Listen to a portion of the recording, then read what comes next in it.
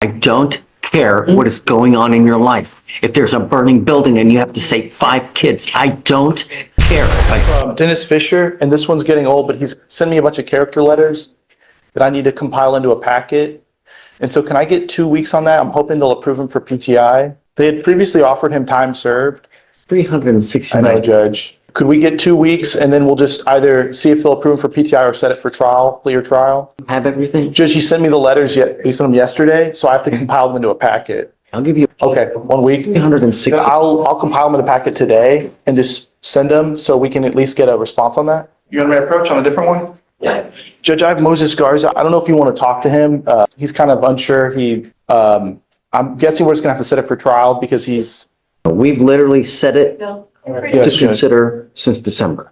Mr. Garza, I think he's in the hallway. I can go get him, Judge. please. You have had since December to consider what to do. It is now time to consider now what you want to do with this case. Today is the plea deadline. You must either accept the plea bargain agreement or we will set your case for trial. If I set your case for trial, it's okay, but I'm not going to take anything else. I'm not here to play games.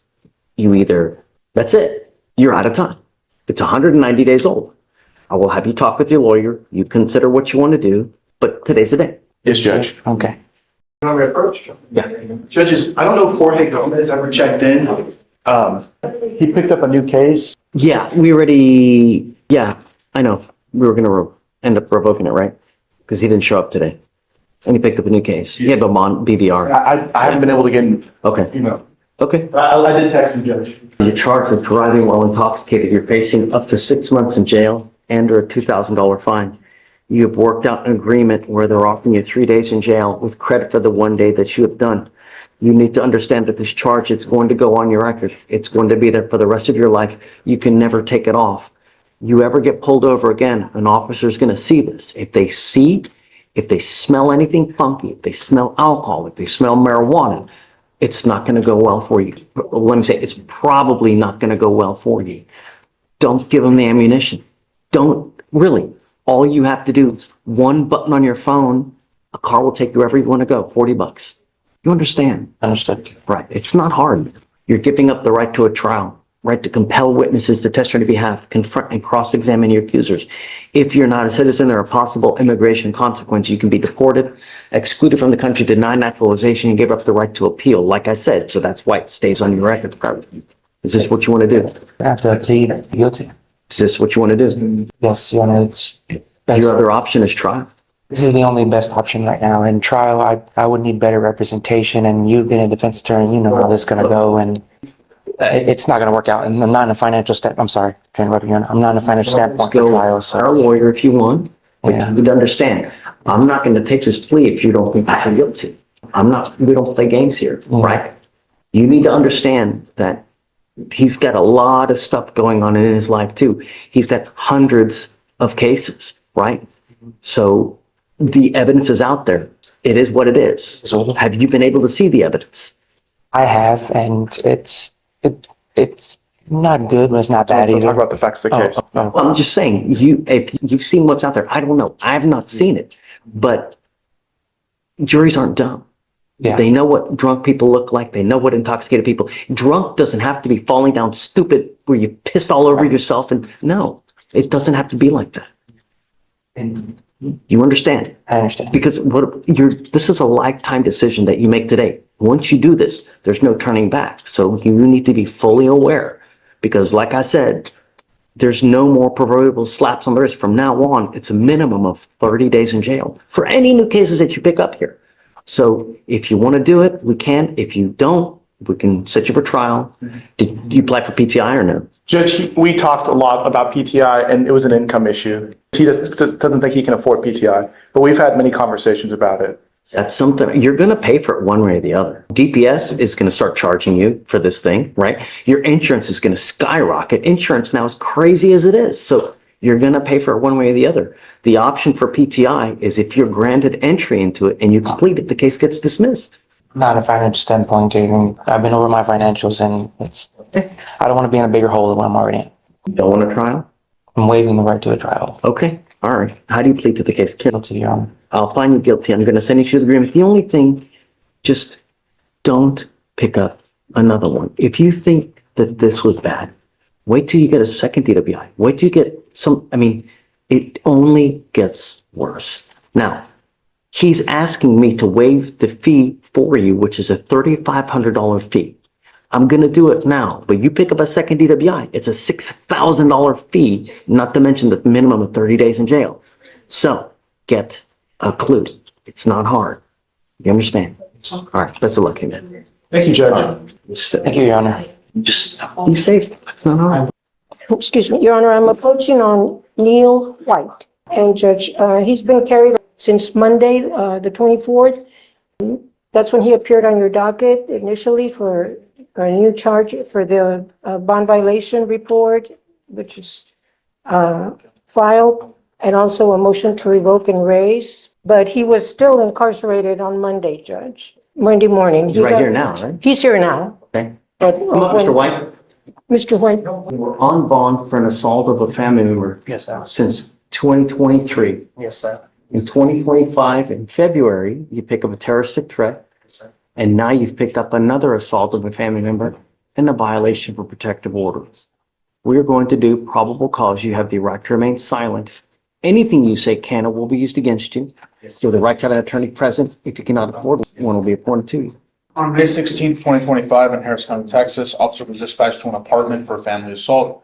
Officer met with the complaining witness. The complaining witness had visible injuries on her face, including bruising on her eye and swelling on her head. The complaining witness went over to the defendant's house. Defendant grabbed the complaining witness by the arms and threw her into a table and chairs. Defendant began to punch the complaining witness multiple times in the stomach and slap her in the face. Complaining witness attempted to leave, but the defendant followed her through the apartment complex. The defendant currently has a protective order for terrorist threat, which bars contact between the complainant and the defendant. Is that the violation of protective order? Yeah, it's a felony. Your Honor, may I be heard? Your Honor, the complaining witness shows up at my client's apartment. He lives there by himself. She shows up like at 5 a.m. in the morning. My client did not assault her in any way. I actually, the complaining witness broke his phone, and my client left the apartment so he wouldn't have to deal with her because she wouldn't go away. But at no time, Your Honor, did he assault her. I did get to check out the videos, Your Honor, where the officers are interviewing the complaining witness. She alleges that he punched her in the abdomen. She is in absolutely no distress, Your Honor, when she's talking to if he had punched her in the abdomen, Your Honor, I can say that she probably would be doubled over and would want to go to the hospital. The EMS did check her out, it appears, but she refused transport to the hospital. I couldn't tell from the body worn cam video, Judge. It wasn't close up enough, but I couldn't tell. I couldn't see any bruises it's like I said, she was not in distress whatsoever. She is the one who really went to his apartment. He did not go, he did not violate the The violation of protective order is a felony offense anyways, so. Yes, Judge, it's not- I understand. I understand. So I just And- have, an assault, a terroristic threat, and now another assault. Right. So which assault is he alleging that's Right, the, Judge. right? Yes, Judge. And she's the state has filed a terroristic threat on her behalf, charge on her behalf. If she was so terrified of him, Judge, why is she popping up at the I don't know apartment? that that's actually true. Who's saying, he's just telling that to you? I mean, how do we know that's really true? Well, she's there, Judge. Those are the apartments that are shown on the body worn cam video. It's his residence. Is she actually on video at his apartment? Have you They're seen outside it? of the apartment. They're outside on FM 1960. That is not her residence. The protective order has got a totally different address where he is prohibited from Tell me, Sebastian. going. Okay, well, the VPO is not based on an address restriction, it's based on the assault of a protected person. And as far as the representations that defense has made today, we have no way of verifying any of that to be true. I disagree with the assertion that she shows no visible injuries. Her face does appear to be swollen with some red markings. Number three, the allegation that she's over at the house don't disqualify her as being a protected individual, and VPO is for an assault, not for a residency restriction. And at the end of the day, all those are fact issues. And what we're left with right now is the fact that in 2023, with a separate victim, he has an AFM, bond forfeits, then we have a terroristic threat with someone else, and now he picks up a separate AFM. And we can talk about how she's back all the time, but I think that ignores, first of all, the realities of domestic violence situations. And second of all, this isn't just one person that he's having multiple problems with. These are two separate people. So the state is going to stand on its motion to revoke and raise bail and is going to ask for $20,000 on all three cases. Your Honor, may I respond? The complaining witness has not recanted to these March 16th, to the current charges, to the newer charges. Which alleged victim is recanting, the first or the second? The terroristic threat complaining witness, Your Honor. And other assault family member case, Judge, the complaining witness is currently incarcerated. But So which one's the so The oldest one is in jail. and Or I'm not sure, actually. I have a colleague who spoke to her. I forget exactly which is in for. She is in jail. As far as her recanting, I mean, is she in jail for something against him? no, I don't think so. And also, Judge, the complaining witness, the one that the protective order is on behalf of, she has not given a rip on the terroristic threat case, Judge. So something's not right. She doesn't want to. Problem is Tell the truth. stuff keeps happening to him. It's just, I fall down, I pick up a new case. Yes, Judge, and I did want. Are we supposed to just let him go because he's picked up now a felony? You I know, just wanted to relate to you, Your Honor. My client does not have funds. He paid to get out with his income tax return, Your Honor. He paid to get out on these two new charges. He paid to get his car because he was not arrested at the scene, but he was arrested thereafter while he was driving. They impounded his car. He paid to get his car out. And he paid because to get a new phone or get his phone repaired because complaining witness broke his phone on the date of the alleged incident. And asking the court to leave his bond as is, or in the alternative, Judge, maybe he can borrow some. He's got $250 left from the income tax return. And if you could leave it, or $5,000, he could do that, but not 20. He was in jail for an entire week, Your Honor, when he was arrested for this offenses. pick up new cases. That's what happens. I have not asked you to do anything but be safe in my community. You're now working your fourth case. No, I don't want you to say anything. The only thing is that you continue to pick up new cases, and I can't just let you keep doing that without some kind of consequence. No, there has to be consequence to behavior, and the bill comes due. You can't continue to pick up new cases and expect good results. So I'm now going to revoke your bond. It goes with you. I can't. I have to show you that we mean business. Otherwise, we have no teeth. You know, what we say means nothing. I'm going to tell you now that I'm entering an order for protection in all these cases. And if you violate this, I can have a hearing to hold you at zero bond, and I will do it in a heartbeat to protect my city at all cost. If this person comes to you, you don't open the door. If they call you, you don't open the door. Or I'm sorry, you don't answer the phone. If they email you, you don't reply. But at some point, we have to say when. Now's that time. It goes with you.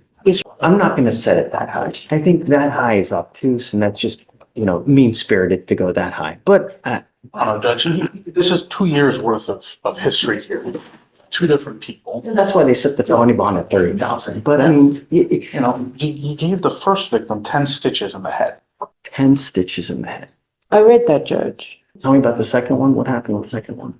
The second one is this one, and then you want All to right, tell all right. us. How are we talking injuries on the second? Judge, it's swelling and then bruising in the head. All right, so I'm going to do 10,002 on the first one, 5,000, so 10,003 on the first assault, 5,003 on the terroristic threat, and then I'll leave the second one as is, the new one as is. No, then it has, no, I need a new one on. Do we need to file a new one? For the original. Okay, can you, Sebastian, file a new order for protection on the old case so we can have him sign it? Yes, do you want it 123. on the two victims or just on the? No, on both, on both, yeah. What do you want to do with Mr. Waters? He's gonna plead today. We're trying to do a time served on the evading dismissal. Hi, Judge, he's got so much going on. And his curfews, Mischief, trespass, theft, gun case, theft. when he was arraigned, we established that so many of these cases are just a result of him hanging out at this little drugstore. The cops know who he is, they know who everyone there is. So really, he just needs to stop hanging out at that drugstore. He's not, and well, While I'm he's sorry. on for both of these cases, he picks up another theft. And that's upstairs in felony. And right now, the offer is 18 months state jail. So he's dealing with that right now. The evading is at that same little drugstore. And I'm sorry, my memory is actually coming back to me. A lot of those thefts were necessary items from Target or Walmart. Because we went over that for arraignment. They were literally, when it was winter, it was literally hoodies, sweatshirts, and socks. And then when it was summer, it was like underwear. Most of those thefts are necessary items. When I was appointed, we got him a social worker through the MAC and housing through search. And his girlfriend was pregnant at the time. She was only like 2 months pregnant. Now she's pretty much due. They have housing that they got through the services we were able to provide. He hasn't picked up any new cases because right now, you know, they're barely making ends meet, but they are making ends meet. They're still together. She relies on him to go to their appointments. He gets the things that she needs because her mobility has decreased now. She came up here and spoke for him in front of you. She'd been to college and everything, and you gave her a big speech. You gave him a speech about supporting her through her hormonal shifts. He was just telling me about that. He was like, I keep thinking about what Judge Fleischer said. She woke me up crying this morning because she said she's fat and ugly, and I just held her and I made her feel better. And I'm trying to do that every day because I remember what the judge told me. That's where he is right now, Judge. So he understands that he broke that a couple times. He says the late ones are just from him trying to get a job and getting home late. But He's been saying that he had a job. He's out at 11 o'clock at night. And it's like 1, 2, 3, 4, 5, 6, 7, 8. still got the felony pending. He's ready to resolve these. If the court will allow, I think it's a good resolution for him. I'm not gonna do it. Why? And what would be the alternative, Judge? I want him on probation and I want to monitor him for the next 2 years so I can make sure that he's not messing up. So I can keep him and just, I want him to get his high school. Does he have a high school diploma? I can't remember. Get you going. Do you mind bringing up Mr. Waters? If we have to do that, can you not revoke his bond so that he and I can talk about it while not under the strain of my bond's going to be revoked, so I'm going to spend the night in jail if I don't get this plea done? Can we not revoke his bond? Other than the bond violations, he wasn't here on yesterday when he was supposed to be thought, because he had felony court today, he thought he was supposed to come here after felony court or whenever that was, I'm sorry. But he didn't just blow off the court yesterday. Have we T-rest him yet? No, sir. It looks like he was on probation back in this, oh, wait, it got revoked back in 2023 and that's your answer. It was a young adult caseload and helping him get his GED, mental health evaluation, and thinking for a change. He didn't do anything. Let me see what the was on it. I'm done with the revolving door. I'm not doing it. I'm very upset with you. Very upset. I thought we had things going right. You've been doing well. And now you've got this bond violation where you're doing whatever the hell you want to do again. Don't work like that. And I don't know what I need to do to get your attention that at this stage in your life, it's not about what you want to do. It's about complying with bond conditions. We have literally bent over backwards to try to help you with things, and you continue to shoot yourself in the foot. Your lawyer, Miss Hawkins, wants to plead you guilty now because you have a warrant. I'm done with this revolving door of you picking and getting out. Picking up a case, getting out. You now, Mr. Waters, have 1, 2, 3, 4, 5, 6, 7, 8, 9, 10, 11, 12, 13. Cap, man. That's cap. I'm gonna fight for my On. life, man. That's cap, man. I've been by my baby mama's side, been taking care of everything I gotta take care of, man. That's cap, man. Mr. Waters, look at me. Yes. Mr. Waters, you don't get rewarded for doing things that you should do anyways. So- Meaning it's what you're doing is great and it keeps you out of jail. But do you want me to pat you on the back for doing what you should be doing Yes. anyways? I ain't asking. I'm just asking you, like, just give me a little more time. I've been doing these jobs. I've been going through the whole package.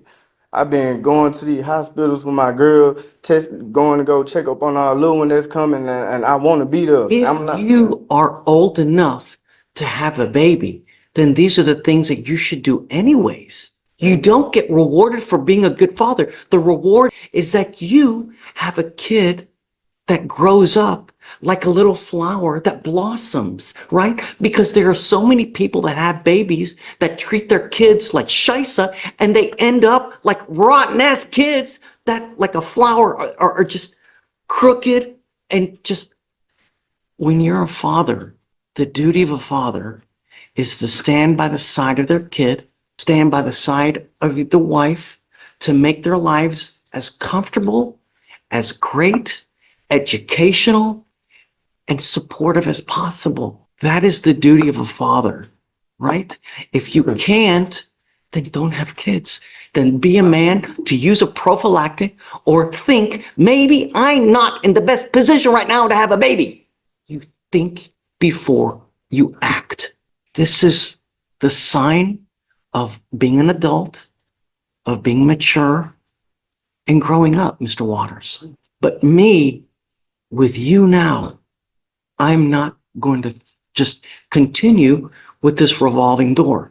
You've been doing well because you've not picked up any cases, which is great, right? And then I have not been doing nothing. I have not been kicking her. I have been at that store. So tell me about the curfew then. What's up with that? Okay, with the curfew, I can understand. Me and my girl, we got into it, and I ended up walking out, trying to go get some fresh air. Was not thinking. I can admit to that, and I'm sorry. The hormone going crazy with us, and we trying to fight and get right with this. I But need to know about this. I'm trying to. I can't talk. Y'all be telling me I can't talk, and I be having. I've given you a lawyer to talk to. And I told her everything. So she can come and tell you and let you know. Keep stuff updated. So I've been out the way. I ain't been on no lollygagging stuff. I'm really maturing. I'm ready to be a dad. Working? I'm ready for this. Well, I'm doing a little something on the side. I ain't doing no drug, no none of that. You know what I'm saying? Volunteering with my girl dad now. Why can't He you? finna- Why can you not get a 9-to-5 job? With my 9 to 5, I gotta have my ID and stuff, and I'm working with search my housing people. They got me my apartment. They finna give me my social security card and my ID card, and that's all I need so I can go ahead and get on. Second, were we working on this? So first he was with Search to just get housing. At first they didn't have housing, so he has an apartment and everything now. I'm not sure like the step-by-step how everything progresses, but he does still work with them. I've actually spoken with his officer, your case manager. He also had a social worker assigned with MAC. They were informed that he is working with Search, so they just check in here and there, but they won't like also work with him because he's also working with Search, but they'll just make sure things are okay. So he is still working with Search and has a case manager with them and has housing now. I wasn't aware of the ID issues or anything. Not being tell them, send me applications. What we're going to do now is we're going to work on this in extremely slow baby steps. I want you now to go get your ID. I want you to get your ID. And I'm going to give you a week for you to go get it. Do you understand? Yes, sir. Yes, sir. If you are not back here in a week with your ID, it's not going to go well. After we get your ID, then you and I are going to work together to get you a job. A 9-to-5 job where you're working every single day. Because if you are about to have a baby, that baby needs food, that baby needs clothes, and the only way you get that is by working. And I'm not talking about these side jobs here, no, an actual J-O-B. Do you understand? I'm going to reinstate your bond right now with the expectation that you're going to get your ID. If you don't, it's really not going to go well. Thank you, Judge. Hi, good morning. I've been approaching this morning on, More? yeah, more. More than M. Okay. Oh, he's not. Oh, no, that's my name. They both have the same last name. Yeah, I have another case that got moved to Friday. Her last name is Moore. Is this the new case? Yes, it is. You mind bringing him up? Oh, this is the case. Okay. Okay. Right. All right. Good morning, Mr. Moore. Sir, you're charged with possession of marijuana. You're facing up to 6 months in jail and or a $2,000 fine. We're going to do probable cause. You have the right to remain silent. Anything you say can or will be used against you. You have the right to have an attorney present. If you cannot afford one will be appointed to you, sir. Yes, Judge. On December 31st, 2024, the officer initiated a traffic stop for the defendant's vehicle speeding 61 miles per hour in a 50 mile per hour zone at the 6100 block of South Highway 225. The officer made contact with the defendant, driver of the vehicle, and the officer observed an odor of marijuana. The defendant stated someone else possibly smoked marijuana inside the vehicle, and a PC search was conducted. The officer located 3 individual packages with a green leafy substance known to be marijuana based on training experience. The officer located these packages inside a red backpack on the back seat of the vehicle, and the marijuana was weighed, and the weight was 2.87 ounces. Did you say, you said speeding? Did you? 61 and a 50.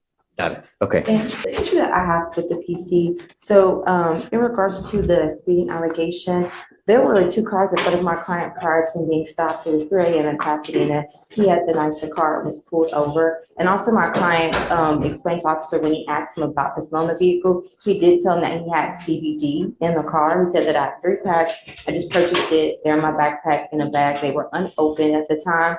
The officer did take the bag so that he wasn't, he didn't know how CBD looked or smelled. So he was just going to find it to be marijuana and would take him in for that, even though my client did prove up the fact that it was CBD in regards. But if it's CBD and it's unopened, it wouldn't smell, right? Because it's vacuum sealed. Well, no, it doesn't smell something in the car. But the substance that he found in the packages, they were unopened, and those were CBD. That's what he said that he found to be marijuana. But my client let him know that this is CBD. It's in my backpack. When you search, you're going to find it. It's going to be in there. But I purchased it earlier today from a smoke shop. And so when the officer did retrieve them out of the backpack and asked about it, he's like, well, I can't tell the difference between, what CBD and marijuana is. I only know marijuana. So I'm going to have to take you in on that. What form is this CBD in? It was like in a little, Is it?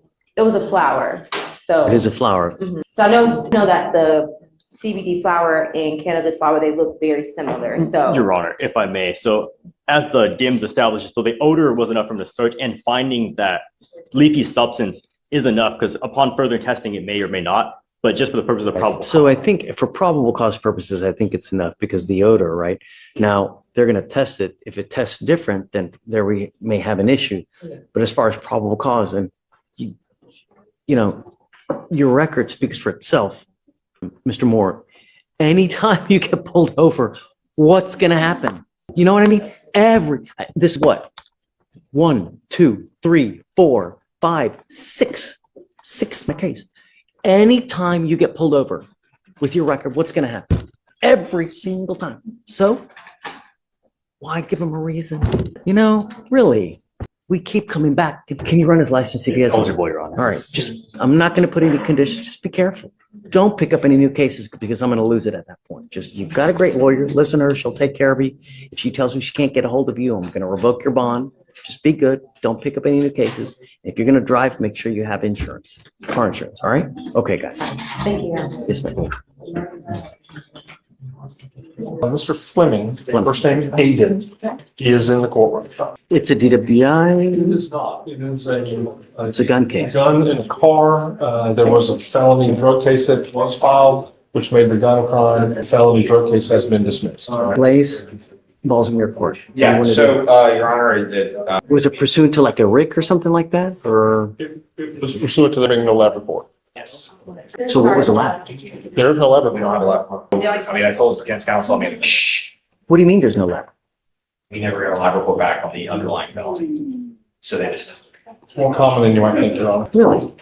What, I mean, does it just fall through the cracks? What the hell? Judge, Does the officer submit? It's a matter of time, Your Honor. The labs are so backed up, the DA's office has just said, Case that everybody's now, what's that case that everybody's citing now? Is it Heath? Yeah, it's Heath, right? Yes. Is that the one that's, The difference with the labs is, the felony where you get screwed in the labs is you hit your indictment time. And you're like, with Heath, I think technically because the lab reports aren't in our possession, is the DA's office or the state. And it doesn't become a Heath issue, like body cams would because the police are considered the state. But this case, it's more, you run a issue with the grand jury, you get it there on bond, you get 180, you don't have a lab report, you can't take that in a grand jury. At which point then they're by law or. well, so It is- dismiss this case because there's no labs? How do we go forward? That's what we're approaching. we're asking you to reconsider probable cause, Your Honor. Come up, Mr. Fleming. What was the alleged substance? Cocaine? It was. Yes, Judge. Yes. So, Mr. Fleming, you get one life. You don't get redos in this life. And I can tell you how many lives I've seen ruined because they party, try to have fun, and you unfortunately get something that's laced with fentanyl and then you die. Now, or worse, you become a lifelong addict and you start doing crazy ass things that you would never do just to feed the habit. I've seen people deteriorate before my eyes here because they get hooked, and it's just so sad the stuff we've seen. Don't ruin your life. You only have one. You need to make the best of it. You get into school, get knowledge. Knowledge is power, and when you have knowledge, you can do things. That's how you make money. This life is about one thing, money. And when you have it, life is freaking great. When you don't, it freaking sucks. I'm telling you, don't waste it. I'm going to find no probable cause in your case. Do something worthwhile.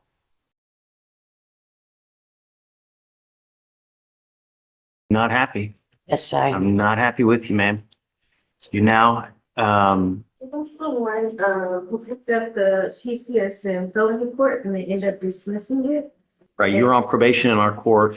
A motion to revoke has been filed because testing positive. Oh, she picked up a criminal case. You picked up a PCS.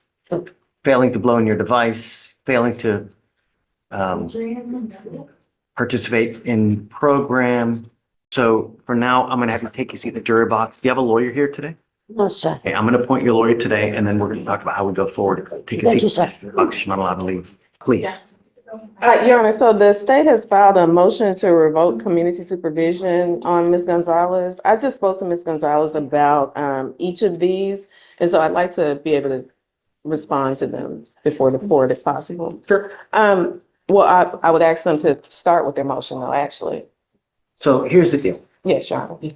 I have a lot of history with Miss Gonzalez, a ton of history you don't know about. And we've gone round and round with her testing positive for alcohol, pills, meth, cocaine, alcohol, and it's literally been over and over, and it's been over. And now while she's on this probation, she tests positive for meth. The night she tested positive for amphetamines, meth, and opiates, and on the March 5th, she tested positive for THC. She's also had skips on her device, 12 in February, 5 in January, 8 in December. So I really think, and I warned her at the outset when she got on the probation that it was a problem, that I was going to put her in treatment. And I think that this is truly the only appropriate way to go forward, because we gave her the opportunity to do this on her own, and we multiple times, and it's just not happening. I have signed up for treatment, sir. Ours is better. And I think that that's really the only appropriate course of action. So what I'm going to do is I'm going to amend your conditions to go into treatment. I think that that's, the evaluation is to do who. Yes, go ahead, I'm sorry. ma'am. In terms of the treatment, Your Honor, is it that you are wanting it to be jail-based treatment or could it be facility? No, well, I used to use, It's too late. We're helping ourselves to task casita. It's a 3 to 6 month program based on how to respond. Your Honor, I have my father at home by himself, Your Honor, gave you the opportunity, ma'am. may I speak to you Not gonna- openly? Just for a second, Your Honor? No, I've heard it before. You've told it to me time and again, and I've heard it time and again. And I'm sorry, but we gave you the opportunity. You're testing positive for these.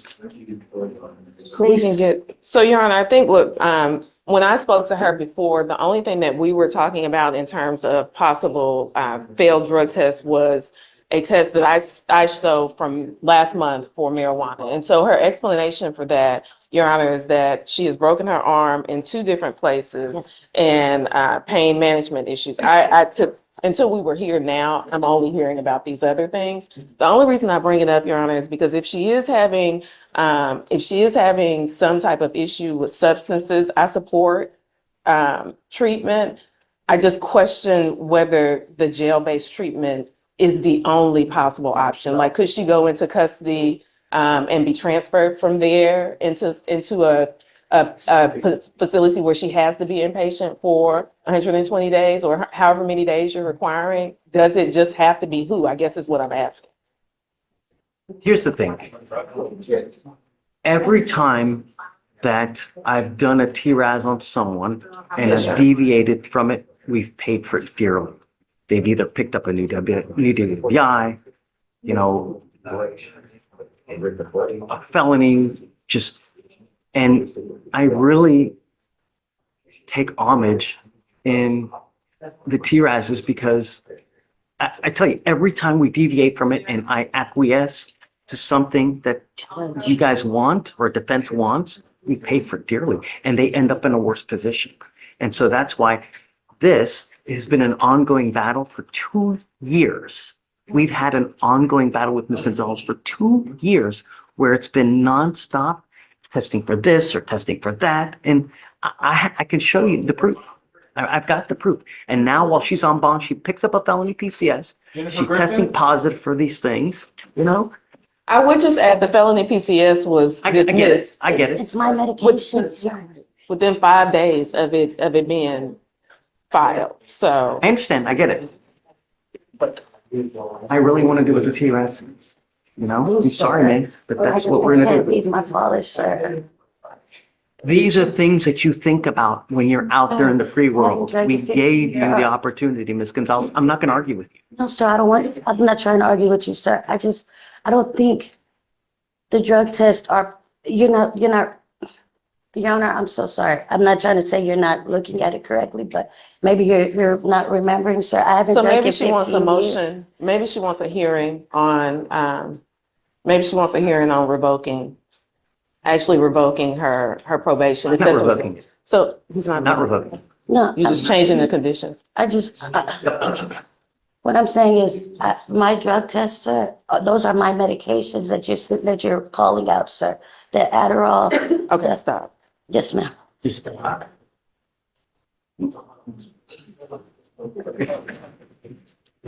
I'm sorry. Please, sir.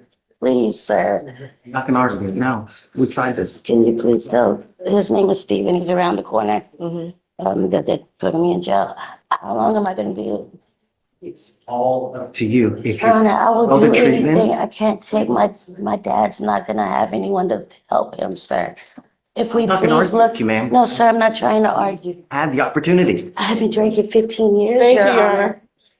You have to look at my stuff. It's not right. All right. Good morning, Mr. Harris. Morning. Sir, you're charged with unlawful carrying of a weapon. You're facing up to a year in jail and or a $4,000 fine. We are going to do probable cause. You have the right to remain silent. Anything you say can or will be used against you. You have the right to have an attorney present. If you cannot afford one will be appointed to you, sir. Your Honor. On April 16, 2025, officers on patrol observed 2 males gambling in front of a store. The males were seen throwing dice on the ground and exchanging money. Officers arrived on scene and detained both males. Upon pat down of the defendant, an officer observed an unholstered handgun tucked under the defendant's right armpit. The officer recovered a black semi-automatic handgun from the defendant's possession. Officers observed the defendant to be born on January 8th, 2008, making him 17 years old and unable to legally carry a handgun. The officers also observed the defendant to be on probation for an aggravated assault, serious bodily injury. That's different. Yes, sir. If it's just the age, no way, right? But if he's on probation, that makes a different story. Where is he out of probation?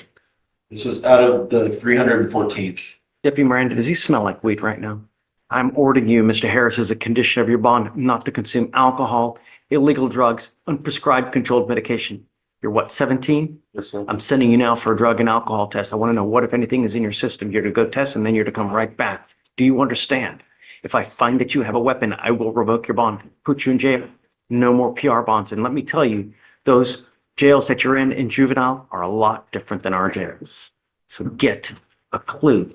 Do you understand? Yes, sir. Okay, take a seat for me momentarily, please. Your Honor, I have Zion Harris on docket. I think this is his first setting. Yes. And so I think we're just looking for bond conditions. Done. He's young. He's on probation for an aggravated assault. What's he doing? Have you talked to him? Is he back there? He's in school. He's in school. Yeah. Yes, he is here. Did you test him? Meaning that they test him and that he's basically presumptively positive for THC, for marijuana. So I'm going to order him not to use, and I'm going to tell him that I'm testing him in 50 days. If he tests, I'm going to test you again, and it's going to be 50 days from today. If you stop using, it shouldn't show up in your system. If you test positive again, it tells me that you've continued to use, and it's not going to go well for you. Do you understand? Yes, sir. What are you doing with yourself these days? Where? I don't know why you're smirking, dude.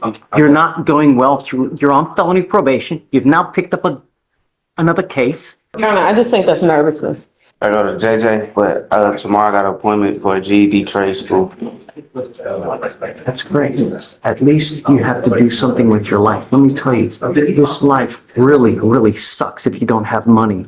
And I would say most of the problems, most of the fights, most of the people that are in custody, two reasons. One, no self-control. Number two, they ain't got no money, so they'll do anything for it.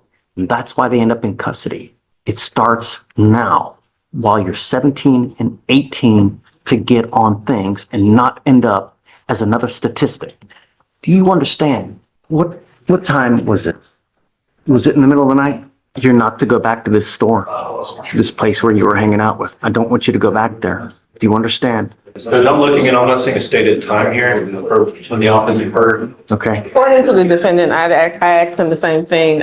It was the afternoon. It was around 6 or 6:30. Okay. Here's what we're going to do. I'm bringing you back in 2 weeks, and I want you to show me proof that you're either enrolled in school full time, or that you're actually working.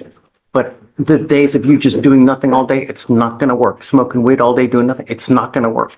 Do you understand? I'm going to keep a close eye on you so we know that this system will not fail you. If you end up in custody, it's because of you and you alone. Is he here? Are you here with someone today? Are you mom? Come on up.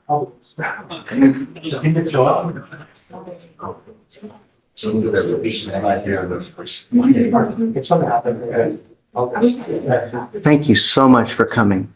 I just don't want him to end up as another statistic. He's on felony probation. He's picked up a new case. He's testing positive. No more.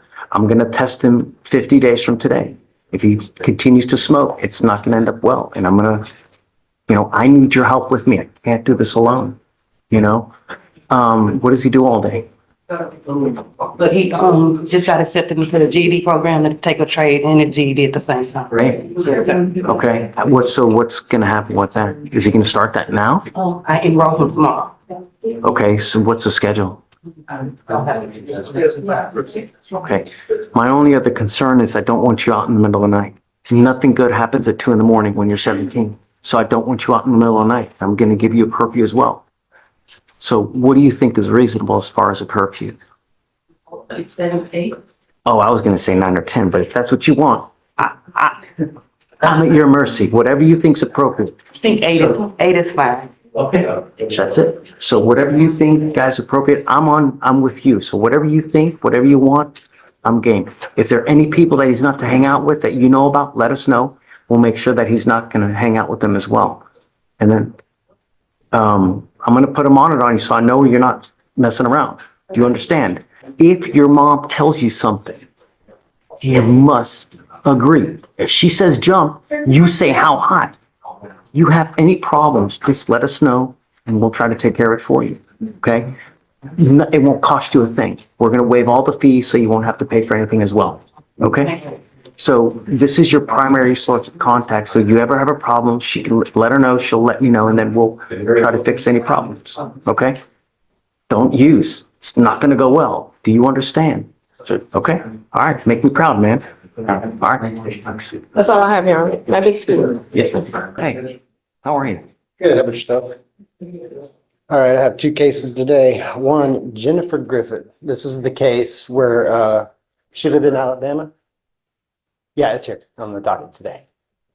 Oh, no, I'm thinking of someone else. Griffin. It's not old, right? No, it's not. What happened, remember, Judge, is she didn't show up on her original court date, and then I came later last week and showed you that the summons for her in Alabama, because she lives there, didn't arrive till afterwards. So yeah, so you said if she showed up today, everything would be okay. Okay, And so she is here.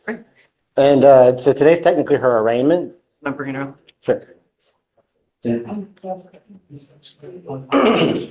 So we have to do the arraignment. Yes. Good morning, Ms. Griffin. Good morning, Your Honor. Ma'am, you're charged with aggregate theft. You're facing up to a year in jail and or a $4,000 fine. We're going to do probable cause. You have the right to remain silent. Anything you say can or will be used against you. You have the right to have an attorney present. If you cannot afford one will be appointed to you.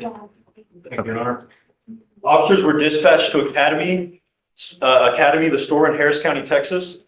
The loss prevention officer advised on February 21st, 2024, a white female motioned for the white male to select a shirt from the hanging rack.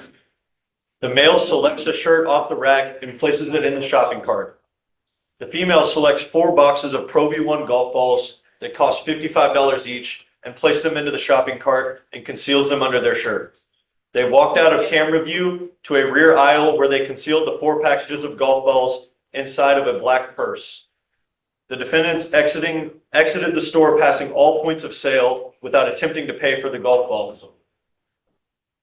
The defendants entered several other Academy stores and had stolen golf balls. In one store, Daniel Zimmerman placed the t-shirt on the counter and proceeded to purchase the t-shirt using his debit card for the amount of $21.64. He used his PIN number to complete the transaction. The debit card had his name imprinted on the card.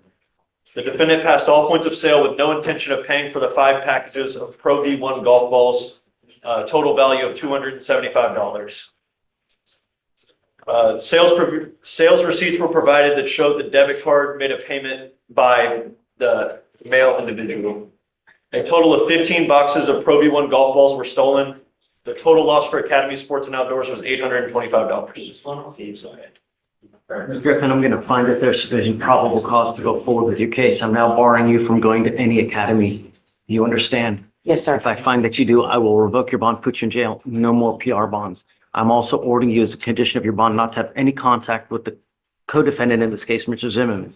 That's her fiance, Your Honor. Now, we've given you a lawyer. It is your responsibility to stay in touch with him. Yes, If sir. he tells me that he can't get a hold of you because you're ducking and dodging phone calls, I will issue a warrant for your arrest. No more PR bonds if you become a danger to my city. You pick up a new case. Do you understand? Yes, sir. So for now, I'm going to have you sign a reset with Jamae. We'll have you take a seat in the juror box while we get your bond conditions. We'll have you sign it. And after that, you'll be free to go. Okay. Because you have a lawyer, I will waive your appearance, meaning you don't have to waste your time coming to court, but you must stay in touch with them. Like I said, if you're gone in Alabama and you're just not remaining in contact with them, I'm going to issue a warrant. And I'm going to tell you, if we have to pick you up in another state, you'll spend quite a bit of time in custody. Yes, You sir. understand? Yes, Your I'm Honor. not saying this won't be a problem with her, Judge. She's kept in good contact since we initiated. Okay, good. I hope so. Just don't be a danger. That's all I'm asking. You Absolutely. understand? Yes, sir. Okay, all right. Good luck. Thanks, Colin. Do you mind following those conditions? Just no going to any academy, no contact with co-defendants. My other case was Armin Stewart. I'm sorry. That's okay. No. I want to make sure he follows the conditions. And so Stuart, Correct. is she here? He's here, Judge. Great. Shall we get it done? So she's not accepting any offer, Judge, and I think they're gonna be refiling, as a, felon in possession case, essentially. The state's gonna be dismissing this case, Judge, is my understanding. Richard? Richard? I'm. So we. Can you bring her up? Can you bring her up? I'm so sick of playing this. This is just, I'm sending this for trial right now. I'm not taking anything. I'm tired of this game. If she ever shows up at 1 PM, I'm gonna hold her in contempt. How long when can we get this trial set?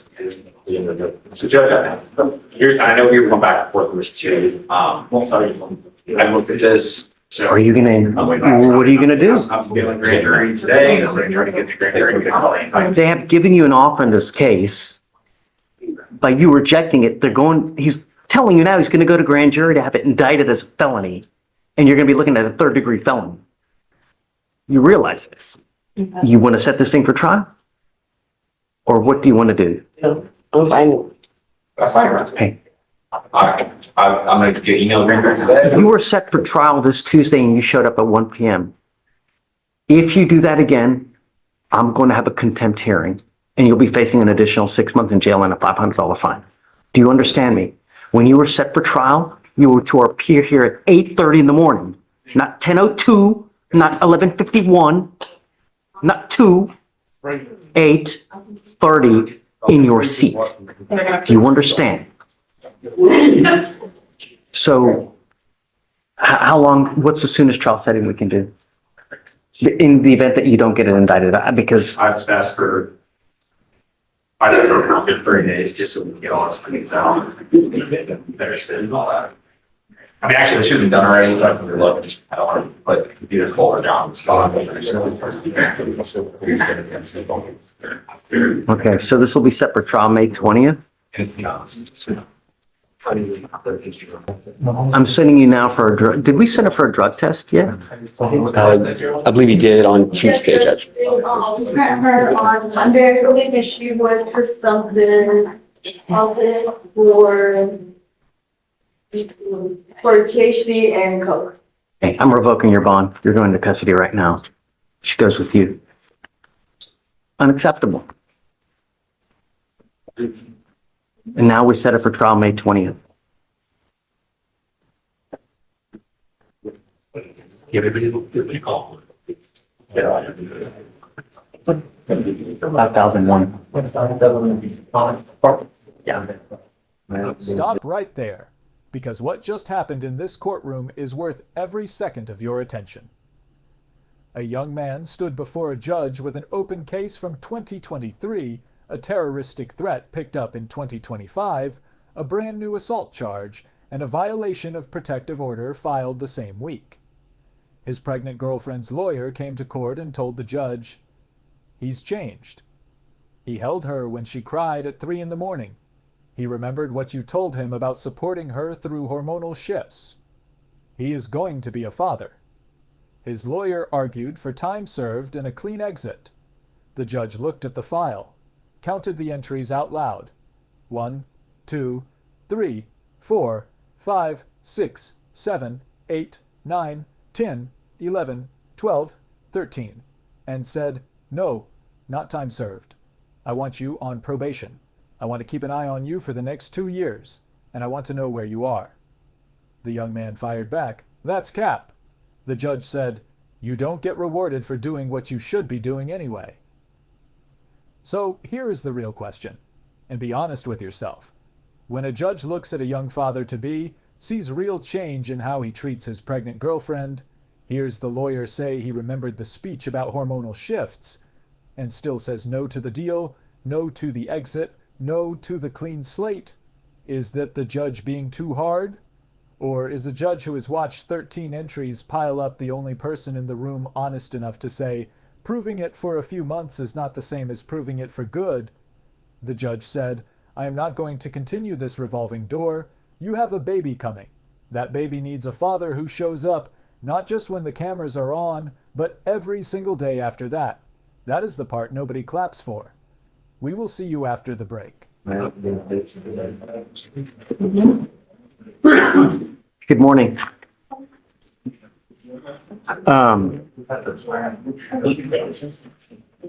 So you've talked to him about the program. You have no wishes to do that to try to get it dismissed? No, I just think it's a little bit too much for me right now. Look, far be it from me to try to lead you to water, to try to do anything that would try to benefit your career. You're old enough to understand that actions have consequences. And I'm telling you now that the action you are taking today, you will one day regret. It may not be tomorrow, may not be next week, but I guarantee you in 5, 10 years, 15, why in the hell did I do this? Because you have the opportunity to try to get this thing dismissed with a diversion program. Whereas now, when you plead guilty to something, it goes on your record. It's going to be there for the rest of your life. It's even there after you die. You understand? You give up a lot of rights by entering into this agreement. You give up the right to a trial, right to compel witnesses to testify on behalf, confront and cross-examine your accusers. If you're not a citizen, there are possible immigration consequences. You can be deported, excluded from the country, denied naturalization. You give up the right to appeal. So, like I said, once you plead guilty, this isn't target. You can return it because you don't like it. It will go on your record. It's going to be there for the rest of your life. Do you understand? You ever get pulled over in the future, officers immediately look at your record to see what kind of record you have. If they see this prior DWI, they roll up to your window and they smell anything funky, it's probably not going to go well for you. And what we're doing today, from now on, it's a minimum of 30 days in jail. No more proverbial slaps on the wrist. You're allowed to make mistakes, but when you do and you continue to endanger other people's lives, the sentences get longer, the fines get larger. A second DWI, like I said, it's a minimum of 30 days in jail, not to mention a supervisory fee of $6,000 they tax onto you. And if you don't pay, every $100 you owe, you sit 1 day in jail. You understand? Are you sure you want to do this? Okay. How do you plead for the DWI? Guilty or not guilty? I'm going to find you guilty. I'll sentence you to 3 days in jail, give you credit for the 1 day that you've done. I'm going to suspend your driver's license for 90 days. Do not drive until you get a license. There's a $3,000 surcharge that would normally apply to you when you plead guilty to a first DWI. If it's above a 0.15, it's a $6,000 surcharge. I'm going to waive the fee for you today. You come back with another DWI. It's a minimum 30 days and a $6,000 surcharge. You understand me? So you want to get lit, don't get into a car. Even if you've had a sip of alcohol, you get in, you get pulled over, officers see this, it's not going to go well for you. Good luck. All right, Greg. Okay. Good morning, ma'am. Good morning. Ma'am, you're charged with assault causing bodily injury. You're facing a year in jail and or a $4,000 fine. You've worked out an agreement. They're offering you 3 days in jail with credit for the 1 day that you've done. You need to understand that this charge will go on your record. It's going to be there for the rest of your life. You can never take it off. From now on, you're facing a minimum of 30 days in jail for any case that you pick up. Well, not any case, but Class A. You understand me? You're giving up the right to a trial, right to compel witnesses to testify on behalf, confront and cross-examine your accusers. If you're not a citizen, there are possible immigration consequences. You can be deported, excluded from the country, denied naturalization. You give up the right to appeal. Once you plead guilty, you can never change this or undo this. Is this what you want to do? Yes, Your Honor. How do you plead to the offense, ma'am? Guilty. I'm going to find you guilty. I'm going to sentence you to it. Good luck to you, ma'am. Thanks, sir. I have one more, but we'll wait on paperwork. Please see the clerk. Okay. No, yes. Let's do Washington first, and then, because I'm going to end up probably spending more time with Jamal Washington. Come up. Actually, I'm here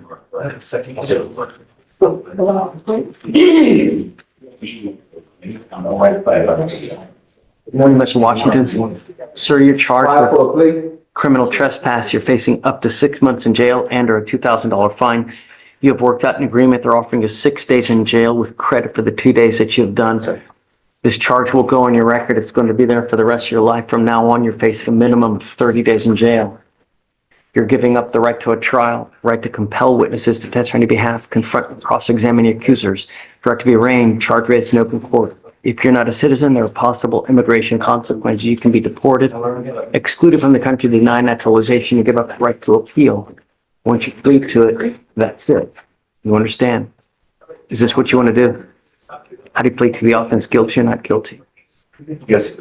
I'm going to find you guilty. I'm going to follow the agreement. We'll roll your court costs so you won't owe anything. And good luck to you, sir. Thanks. Trevon Frazier, come up.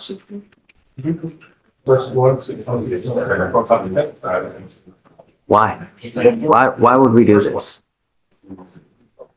You know, Regular motor vehicle is not guilty of, Judge. We provided exoneration. Yes.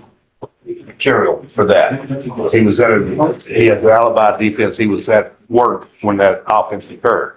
The theft case came from the burglary motor vehicle because he used that person's phone for cash out. So he's pleading on the theft and the burglary motor vehicle is being dismissed. theft after robbery, after gun case, after trespass, now working 1, 2, 3, 4, 5, 6, 7, 8. Why would we just continue to take these proverbial slaps on the wrist when you continue to pick up cases? Not only that, you can't even keep up with bond conditions because he has a bond violation, right? Judge, he had bond violations and he revoked his bond. He spent 18 days in jail. He was going to stay in jail. His girlfriend bonded him out this past weekend. He didn't have phone service, and why he didn't go to take the drug test on Monday.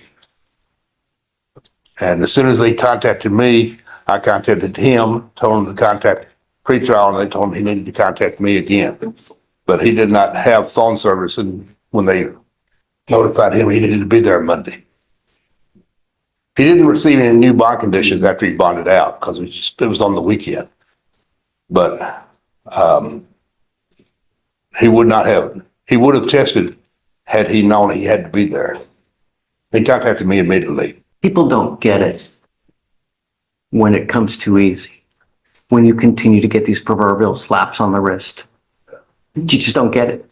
All I care about is my city. All I care about is protecting everyone. And here you are with working 8 and 9. Now another proverbial slap on the wrist. How does that benefit anyone? What have you done to change your life? What have you done? What are you doing right now, Mr. Frazier? Oh, well, I'm going back to work. Like I said, my system should be clean, so I'm trying to get my tweet card and get back in the. Someone's got a case of the spostas. You got a case of the spostas.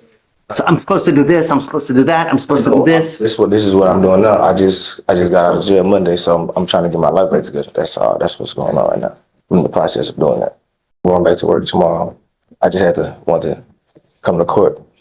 My boss lady said she wanted me to come to court first before I just came back to work and had to miss work again.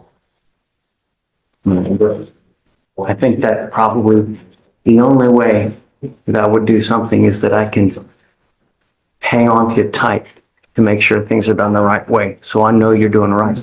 This, you just end up with just a bunch of more convictions. And now, the next time it's a felony. If I take this, which I'm telling you, I'm not going to, the next one, you're looking at a felony and you're looking at years instead of days. And with probation, I'm okay, but I'm sorry. I'm just not going to do it, Mr. Frazier. I want to make sure that you end up on the up and up and just don't become another statistic. And this, you're just another statistic, and it's not going to happen. I'm sorry, Carl. Okay. But if you want to do probation, I'm happy to do it. That way we can maintain and make sure he's doing right. But Talk to the judge. talk and let me know. So you can withdraw it. We can set up a trial, or you guys want to work something else out. I'm happy. McLaurin, come up, sir. Or ma'am. Good morning. How you sir? You're charged with unlawful I'm sorry, failure to stop and give information, which is leaving the scene of an accident without exchanging information. You're facing up to 6 months in jail and/or a $2,000 fine. We're going to do probable cause. You have the right to remain silent. Anything you say can or will be used against you.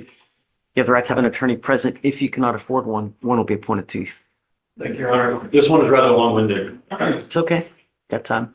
On April 16th, 2025, in Harris County, Texas, officers were dispatched to a crash major on MLK Boulevard. The complaining witness stated that he was approaching an intersection with Crest Ridge. The complaining witness stated that he saw a black Malibu on Crest Ridge. He also stated that he had a green light and proceeded through the intersection. The complaining witness also stated that the driver of the Malibu ran the red light and hit the passenger side of his truck. The driver of the Malibu pulled over into a parking lot of a gas station. He stated that he thought he had saw the witness. The complaining witness stated that he thought that he saw the witness rather than the defendant get out of the driver's side of the Malibu. The complaining witness did observe that the defendant had also been in the Malibu. The complaining witness stated that the witness approached him and was taking pictures of the complaining witness's truck. The complaining witness stated that the witness was saying something in English, but the complaining witness could not understand what the witness was saying. The witness then walked off and got back into the Malibu with the defendant. The witness and the defendant left the scene without giving the complaining witness any of their information. The complaining witness was able to get a picture of the Malibu's license plate and called the police. The defendant's motor vehicle was located and a traffic stop was conducted. The complaining witness went to the scene and identified the witness and stated that he believed it was the witness who was driving the vehicle rather than the defendant. The witness and the defendant both stated that it was the defendant who was driving the motor vehicle at the time of the accident. The witness and the defendant stated that the defendant was driving the motor vehicle and that the complaining witness's truck hit their motor vehicle. The witness and the defendant stated that the defendant pulled into the gas station parking lot and that the witness got out of the front passenger side of the motor vehicle and walked around to the front of the car to look at the damage. The witness then walked toward the complaining witness and took pictures of his truck. The witness tried to talk to the complaining witness, but the complaining witness only spoke Spanish, as relayed by the witness. The witness thought he heard the complaining witness say, I go, in which the witness thought that he meant that he was going to leave the scene. The witness walked back towards the motor vehicle and got into the front passenger side of the Malibu, and the defendant got into the driver's seat. The defendant left the scene without giving the complaining witness any information. Neither the defendant nor the witness called the police to make a report about the accident. And the officers went by the gas station at 6908 Martin Luther King Boulevard and were able to recover security camera footage of the accident. The officer observed the video footage showing the complaining witness's motor vehicle traveling northbound down the outside lane of MLK Boulevard and approached the intersection with Crest Ridge. The defendant's motor vehicle can be seen headed westbound on the 6800 block of Crest Ridge and appears to slow down at the intersection with MLK Boulevard. The officer was unable to see what color the light was due to the distance. The complaining witness's truck can be seen entering the intersection, and the defendant's motor vehicle can be seen going forward and striking the passenger side of the complaining witness's motor vehicle. The driver of the Malibu, the defendant, drove the car to the gas station parking lot, and the witness can be seen getting out of the front passenger side seat of the motor vehicle. I think good. Yes, sir. Okay. Mr. McLaurin, I'm going to find that there's sufficient probable cause to go forward with the case. Can you run his license, please? Absolutely. If you do not have a license, a Texas driver license, and liability insurance in your name, car insurance, then you're not allowed to drive, and that is a condition of your bond. Do you understand? Yes, sir. If I find that you drive without either, I will revoke your bond, put you in jail. No more PR bonds. Yes, sir. Do you have the ability to hire a lawyer? I'm sorry, Your Honor, it's out in Nevada, so we're just trying to figure out the eligibility. It's all right. Appears to be valid out in Nevada, Your Honor. Okay. For now, Deputy Miranda is going to give you an application for an appointed lawyer. I'm going to have you fill it out and I'll take a look. I need to know everything about you. I'll have you sign a reset and then we'll have you take us to the seat in the jury box to give you time to fill it out. Yes, sir. Please. Mr. Horta, come up. You are Cesar Horta. Yes. Mr. Horta, you are charged with failure to stop and give information. You're facing up to 6 months in jail and or a $2,000 fine. We are going to do probable cause. You have the right to remain silent. Anything you say can or will be used against you. You have the right to have an attorney present if you cannot afford Just one. one moment. Can I get a tissue? It's chewing gum in the district. I'm sorry. I was gonna ask him to spit his gum. Yeah. Puede sacar el chico. Chica. Okay. Go ahead, Karen. You are facing up to 6 months in jail and or a $2,000 fine. We are going to do probable cause. You have the right to remain silent. Anything you say can and will be used against you. You have the right to have an attorney present. If you cannot afford one, one will be appointed to you, sir. Thank you, Your Honor. On April 16th, 2025, in Harris County, Texas, officers were dispatched in reference to a failure to stop and give information. The officer met with the complaining witness, who stated she was traveling on a private drive at La Michoacana when a motor vehicle driven by the defendant reversed into her motor vehicle. The complaining witness stated the defendant got out of their vehicle with a nervous and concerned look. The complaining witness asked for insurance information or money to repair her damage. The complaining witness states the defendant got very argumentative and stated that there was no damage. The complaining witness stated that the defendant said, "I have to use the restroom," and began walking away without providing any information. The complaining witness was able to capture a photo of the defendant's face. The complaining witness estimated her cost of repair to be $4,000. Officers made contact with the defendant at a nearby Shell gas station. It is noted that the defendant was in the gas station for 1.5 hours. When the defendant was asked why he didn't use the restroom at the meat market where the incident occurred, he responded that he didn't want to. Have you run his license? I can do that, Your Honor. So, or I'm going to find that there's probable cause to go forward with your case. If you do not have a Texas driver license and liability insurance, then you are not allowed to drive. If I find that you do, I will put you in jail.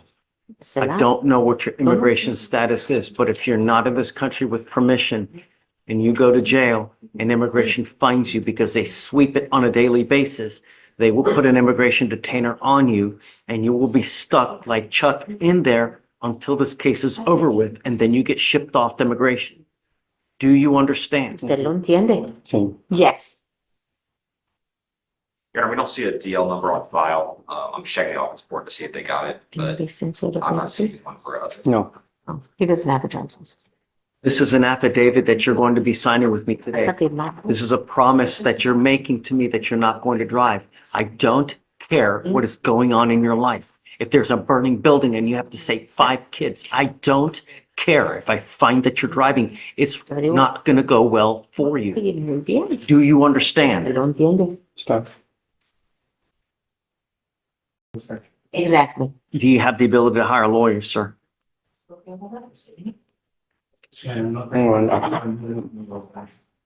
Puede ocupar su propio abogado, es la pregunta. Oh, okay. ¿Puede, sí o no? Sí, puedo agarrar un abogado. I can hire an attorney. Okay, we are going to give you time. So I will have you come over here, swear to us that you're not going to drive. I will get you to the Jamaica where you will sign a reset, and then we will have you take a seat while we get your bond conditions. Once you sign bond conditions, at that point, you'll be able to leave. When you come back, please have a lawyer, sir. Y al regresar, traigo un And then- abogado, señor. Excuse me, do you mind filing those conditions, please? No driving without either. Good morning, ma'am. Good morning, Your Honor. Ma'am, you're charged with driving while intoxicated. You're facing up to 6 months in jail and or a $2,000 fine. We are going to do probable cause. You have the right to remain silent. Anything you say can and will be used against you. You have the right to have an attorney present. If you cannot afford one, one will be appointed to you.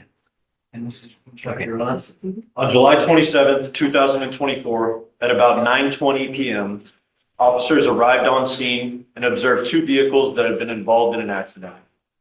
The witness stated she had been stopped at the light when she had been struck by the defendant's car. The witness stated she saw the defendant to be the driver of the car that struck her. The defendant stated she had been downtown and was on her way home. She admitted to having 1 beer. Standard field sobriety tests were conducted. A 6 out of 6 was recorded on the HGN, a 7 out of 8 on the walk and turns, a 3 out of 4 on the one-legged stand.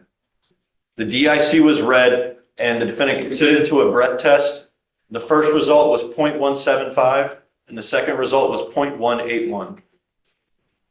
All you said is there's an accident and she had missed one beer. Was there any slurred speech, bloodshot eyes, odor of alcohol? Sure. In summary, but it looks like we just have the car crash and the admission of the one beer. Can you hear me? Judge, can you hear me? Yeah. Can you hear me? Yeah, I'm here. Yes, sir. I'm sorry. I'm down in Galveston. Yes, sir. I'm here on Mrs. Morales. Yeah. She's actually right in front of me right now, Michael. I see it. Perfect. That's why I jumped on. Have you heard PC yet? No, sir. All right. Do you mind reading it one more time? Okay. Absolutely, Your Honor.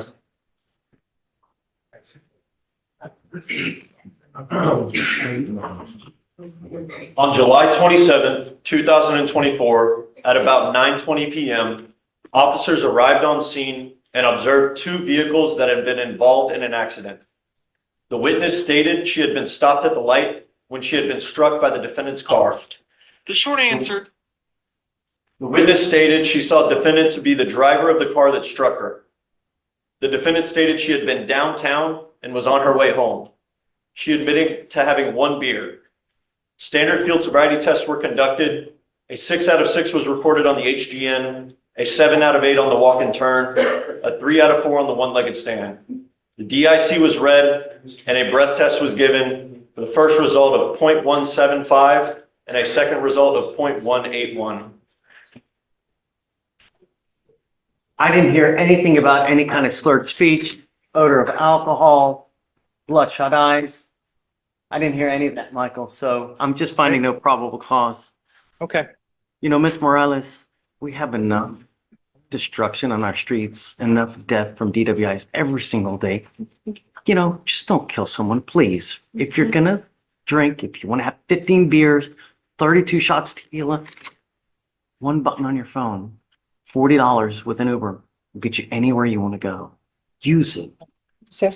Please. Yes, sir. Thank you, Judge. I'll talk to you later. Thanks, man. Take care. Bye. Good morning, ma'am. Your Honor. Ma'am, you're charged with theft by check. You're facing up to 6 months in jail and a $2,000 fine. We're going to do probable cause. You have the right to remain silent. Anything you say can or will be used against you. You have the right to have an attorney present. If you cannot afford one will be appointed to you, ma'am. Thank you, Your Honor. On June 30th, 2019, the defendant issued a check for $114 as payment for 4 containers of fruit, 3 containers of wine, 1 container of orange juice, 1 container of chips, 1 container of pizza, 3 containers of water, 2 containers of bread, and 1 container of beer. The bank returned the check marked NSF. The defendant was identified through the Texas identification number, which was written on the front of the check. So what was the total? The total was for $114.97. Okay. So, Ms. Rosas, Ms. Sanders, I'm going to find that there's sufficient probable cause to go forward with your case. Ma'am, do you have the ability to hire a lawyer? Okay. I can have you fill out an application today. We'll take a look to see whether you qualify. I'm ordering you as a condition of your bond not to write any checks like these anymore. Do you understand? Absolutely. Okay. Don't pick up any new cases. It's not going to go well for you. Okay. Yes, sir. Yes, All right. sir. So Deputy Miranda's going to give you an application. I'm going to have you go to Jemay, sign a reset, and then we'll have you take your seat in the jury box, man. And then I'll appoint your lawyer. Ms. Williams, you're charged with assault of a family member. You're facing up to a year in jail and or a $4,000 fine. We are going to do probable cause. You have the right to remain silent. Anything you say can or will be used against you. You have the right to have an attorney present. If you cannot afford one will be appointed to you, ma'am. Thank you, Your Honor. On April 16, 2025, in Harris County, Texas, an officer was dispatched to an assault call. The officer met with the complaining witness, who stated that he and the defendant are currently married. The complaining witness stated that he asked the defendant to be more respectful of him. The defendant became angry and started slapping complaining witness in the right shoulder several times, causing pain. The complaining witness pulled the vehicle over and the defendant punched him in the face, causing pain. The defendant then began to kick him in the head, causing pain and bleeding. The defendant admitted to kicking the complaining witness in self-defense. And I'm going to find that there's sufficient probable cause to go forward with your case. I'm ordering you now as a condition of your bond not to have any contact with this person. Do you understand? there's a protective order that has been issued in this case, I would get to know it. If you do something to violate the protective order, the state can and probably will file a violation of a protective order. It's one of the worst cases you can pick up. Do you understand? Do you have the ability to hire a lawyer, ma'am? Okay, I can have you fill out an application. We'll take a look to see whether you qualify. For now, I'm gonna have you go to Jemay, sign a reset. We'll have you take a seat in the jury box. I'm going to generate bond conditions for you to sign. Do not leave until you sign them, otherwise a warrant will issue. Please. So can you file no contact, no weapons? Yes, sir. Okay, so Stuart. Stuart, yes. So this is a number of cases right now, and Where's Mr. Stewart? Mr. Stewart is in the back. He has shown up today. He's on bond, and he says he's fulfilled all the conditions that whenever he was last before you, you asked him to fulfill. Come up, Mr. Stewart. I'm not happy with you, Mr. Stewart. I'm an ankle monitor, so I know where you are at all times. I'm ordering you not to use alcohol or illegal drugs. If I find that you're using, it's not going to go well for you. And I'm telling you now, the next time you pick up another case, you're going to take off. I'm going to make your bond so high, you're going to flip. Do you understand? You have 1, 2, 3, 4, 5, 6, 7, all of them. These cases are 408 days old. How long have you been on? I have been on for less than a month. Okay, I'm going to give you one setting to get ready, and then I'm going to set these cases for trial. He's way too much drama for him. He's got an unlawful carrying, 3 evading arrests, injury to the elderly, 2 aggravated assaults. It's just way too much drama. I'd move on them today if it were not for the fact that there are felonies entangled with each of these misdemeanors. None of them have any kind of relation. Our cases are all prior to the felony cases. So I don't think that they have any relation. Show me that they are. So hold on. I don't want you to talk here in front. It's okay. Just something you need to talk about, but Next time we'll be ready, trial or not. so Okay. just, do you have offers on these cases, please? Anthony, I'd like Mr. Stewart tested within a week, please.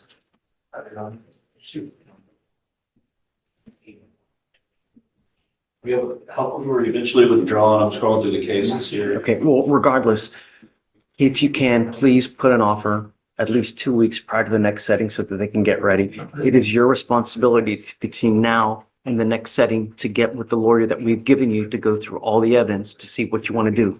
I'm not waiting. There's way too much drama. Your cases are too old, and I'm not waiting for the felony cases to drop. Do you understand? I will give you 30 days. At that time, it's clear trial. Okay, Colin, thanks. Thanks, Judge.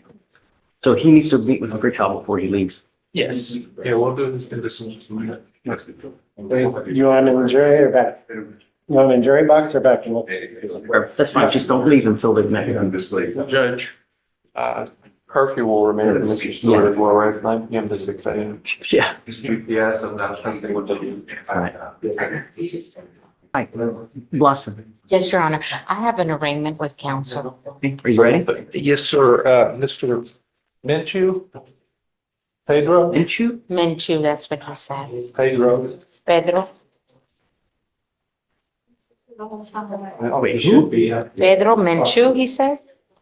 Does he have a? Oh, yes. Oh, YAX maybe. Pedro Yax Menchu. YAX. I'm showing he's in jail. Blossom, I'm showing he's in jail. He's in jail? Deputy, you going? Sorry about that. So Nomás escuché. has he made bond on this case? Usted salió en fianza. As far as I can tell, he's made a bond. I don't even show him on doc. Do you show? Neither did she, but he's, apparently somebody told him to be here and told us to. You're gonna PR bond for He's set for tomorrow. He's on bond. Set for tomorrow. Well, Oh, I don't know what happened.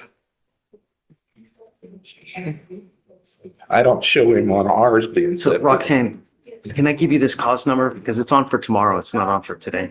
Ready? 256-0488. It's a DWI. For Pedro Jesus Yax Menchu. Menchu? Yes, exactly. You were charged with driving while intoxicated. It's elevated to a Class A misdemeanor because of the high blow. You were facing up to a year in jail and or a $4,000 fine. We are going to do probable cause. You have the right to remain silent. Anything you say can or will be used against you. You have the right to have an attorney present. If you cannot afford one will be appointed to you, sir. Okay. On April 22nd, 2025, in Harris County, Texas, a law enforcement officer was dispatched to a traffic hazard call and observed the defendant asleep in the driver's seat in the right lane of traffic. The vehicle was on and running with lights on.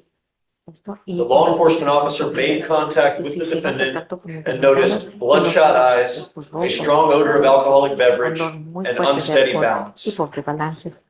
The defendant stated he was coming from a party and admitted to drinking 6 beers. Standard field sobriety tests were conducted.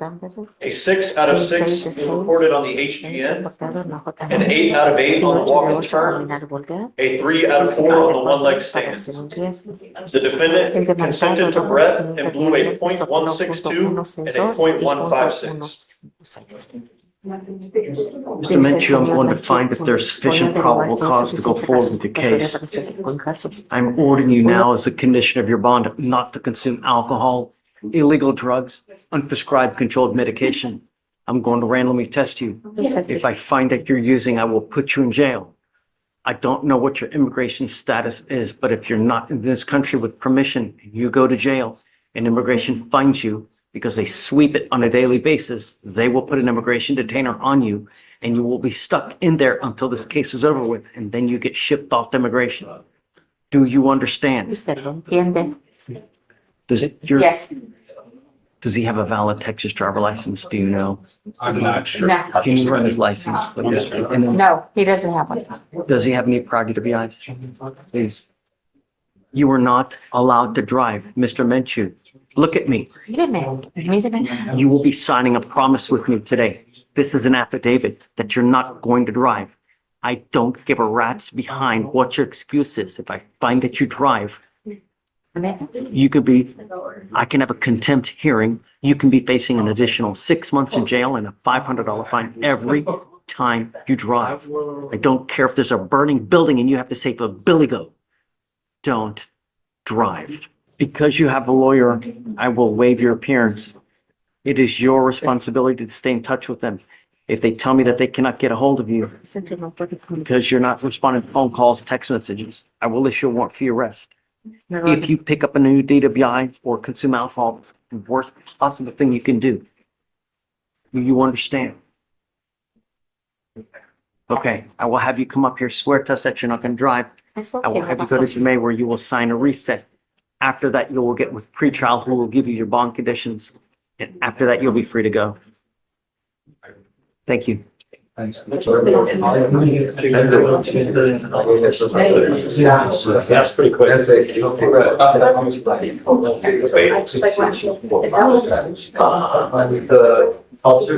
Ya lo que pasó cuando se engarzaman esto nada. Sí. ¿De dónde es? ¿De dónde eres? De Guatemala. Good morning, gentlemen. Shh. Buenos días. Good morning. Both of you guys are charged with driving while intoxicated cases. Both of you guys have entered into agreements to end these cases. The agreements are such that they will now end up as convictions on your record. Does he have a prior DWI? Or, I'm sorry, who is Amira Castellanos? Does he have a prior DWI? I think he does. We don't see any prior DWIs here. Yeah, but he has a prior for something. Oh, ¿cuál caso no lo hizo? From 2016. El WDA. Sí, antes. Judge, I'm rerunning it right now. No. He was actually in this court in 2016 as well. He said he had something in 2015? 16. 16. 2016. ¿De qué era? Lo mismo. Pues el primero que tengo es It wasn't. It was a DWI, Your Honor. It just is not showing up on there's no prosecution data, so I think it was dismissed. Never assume. It was in bond forfeiture status and they issued a judgment nisi against him. He had a prior DWI.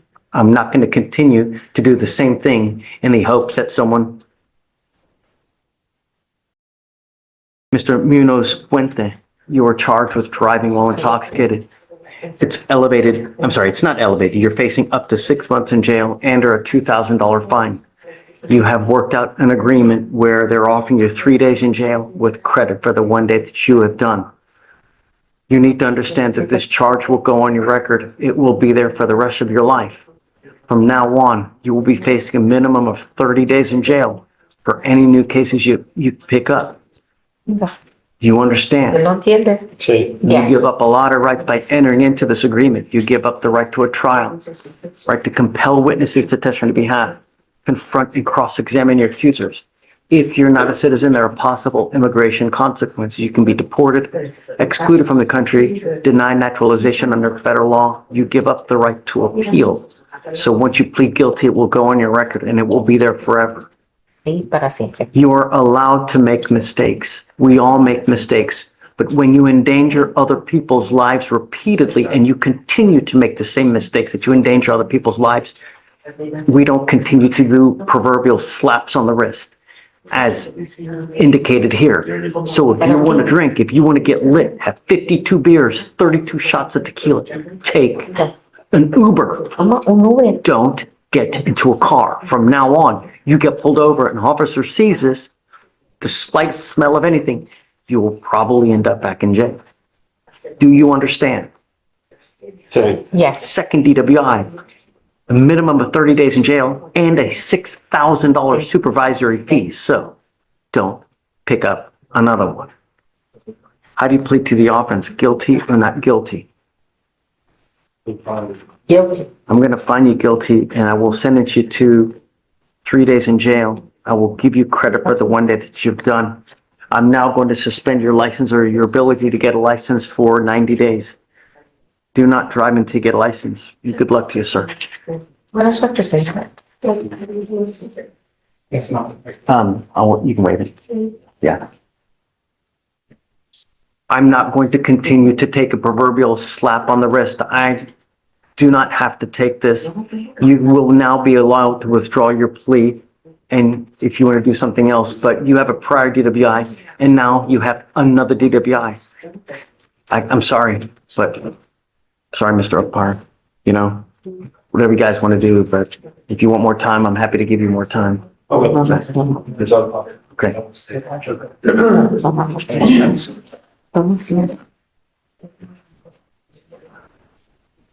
6, 7.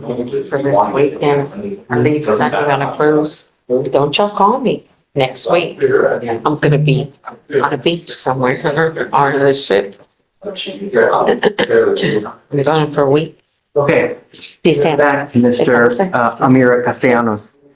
The only thing I want you to understand is that we don't take lightly when people continue to endanger our community, especially with something as silly as a DWI.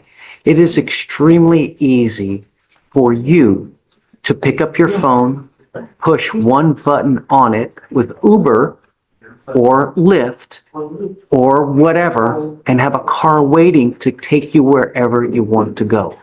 If you are consuming alcohol, if you're doing anything that is going to impair your ability to drive, take another way. Do you understand? If you ever pick up another DWI, it will be a minimum of 30 days in jail. Not to mention a supervisory fee of around $6,000.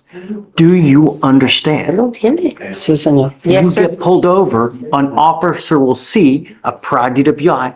Even if you have the faint smell of alcohol, the encounter will probably not go well. In this case, you are pleading guilty to the DWI.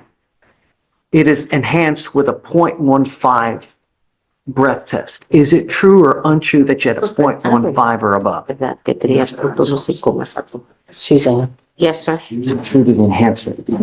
We're giving up the right to a trial, right to compel the petitioner to be had, confront and cross-examine your accusers. If you're not a citizen, there are possible immigration consequences. You can be deported, excluded from the country, denied naturalization under federal law. You give up the right to appeal. Once you plead guilty, this will go on your record and it will be there for the rest of your life. Is this what you want to do? ¿Usted desea hacer? Sí, señor. Yes, sir. How do you plead to the offense? Guilty or not? ¿Culpable o no culpable? Culpable. Guilty. I'm going to find you, I'm going to follow the agreement, I'm going to send you to 3 days in jail, give you credit for the 2 days that you've done. I'm now going to suspend your license for 90 days. There's a $6,000 surcharge on your license. I'm going to waive it now because it's a first offense. But if you come back with another one, get ready because it's serious jail time, not to mention a $6,000 possible fine and fee. Do you understand? Sí, señor. Yes, sir. Buena suerte. Thank you, Judge. ¿Vas a ir al primer piso? Sala 10.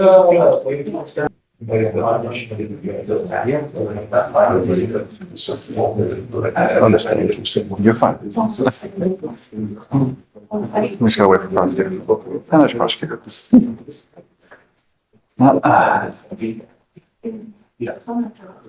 Good morning, Mr. Franklin. So, good morning. You have worked out an agreement where they're offering you 120 days in jail with credit for the 41 days that you've done. You're giving up a lot of rights by entering into this agreement today. You're giving up the right to a trial, right to compel witnesses to testify on your behalf, confront and cross-examine accusers. If you're not a citizen, there are possible immigration consequences. You can be deported, excluded from the country, denied naturalization. You give up the right to appeal. Once you plead guilty, this will go on your record. You can never take it off. Do you understand? Is this what you want to do? Yes. You plead to the offense of terroristic threat, guilty or not guilty? He said I'm guilty. Okay, I'm going to find you guilty. I'll send you to 120 days in jail, give you credit for the 41 days that you've done. I guess upstairs it's still, The agreement is if you pled down here, they're gonna dismiss this felony. that is a killer deal, Mr. Franklin. Oh my goodness, that's amazing. Just, you got to understand that with what you're pleading guilty to now, if you continue with the same course of conduct, it's very possible they hit you with a felony. So whatever you did with this right here, be careful because you could end up with another felony. Do you understand? Good luck, sir. So, thanks. Thanks, sir. Yes. What's the last name on this gentleman? Again? Garcia, Judge. Mr. Garcia. I ordered you to test. Yes, sir. You tested positive again. What did you test positive for? It was for something from the THC and cocaine. I told you not to. I haven't done it. When did you test last positive for cocaine? Monday.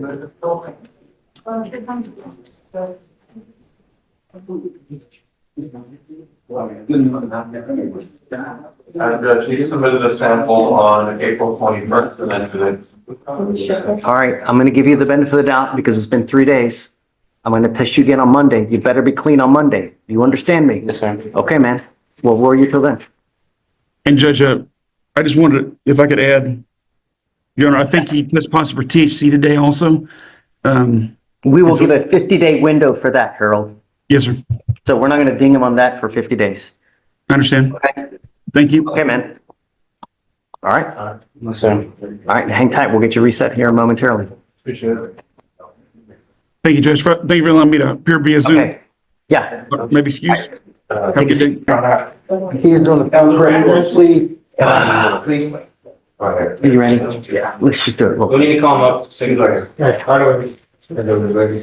And Judge, I also have Mr. Juarez on your docket. You've been testing him twice a week for a couple of months now. He's been making it all the time. Wondering, could you give him a regular reset and stop the bi-weekly testing? Guys, Juarez okay? Yes, he tested, presented negative Great. So we'll give you normal reset. The testing continues. If you test positive again, let him know. Okay? Okay. So Mr. Andrews, you're charged with theft. You're facing up to 6 months in jail and or a $2,000 fine. You have worked out an agreement where they're offering you 3 days in jail. Shh. Credit for the 2 days that you've done. You're giving up the right to a trial, right to compel witnesses to testify on your behalf, confront and cross-examine your accusers. If you're not a citizen, there are possible immigration consequences. You can be deported, excluded from the country, denied naturalization. You give up the right to appeal. Once you plead guilty, it will stay like a conviction on your record for the rest of your life. You understand? A third is a felony offense, and from now on, you're facing a minimum of 30 days in jail. Do you understand? Yes, sir. How do you plead to the offense, guilty or not guilty? Guilty. I'm going to find you guilty, send you to the agreement. Good luck to you, sir. Okay. You said Mr. Boris is going to continue the bi-weekly test? No. We're going to give you a regular reset 30 days, but he still has to submit the random. If he tests positive again. Gotcha. Perfect. All right. Thanks, Judge. Bud.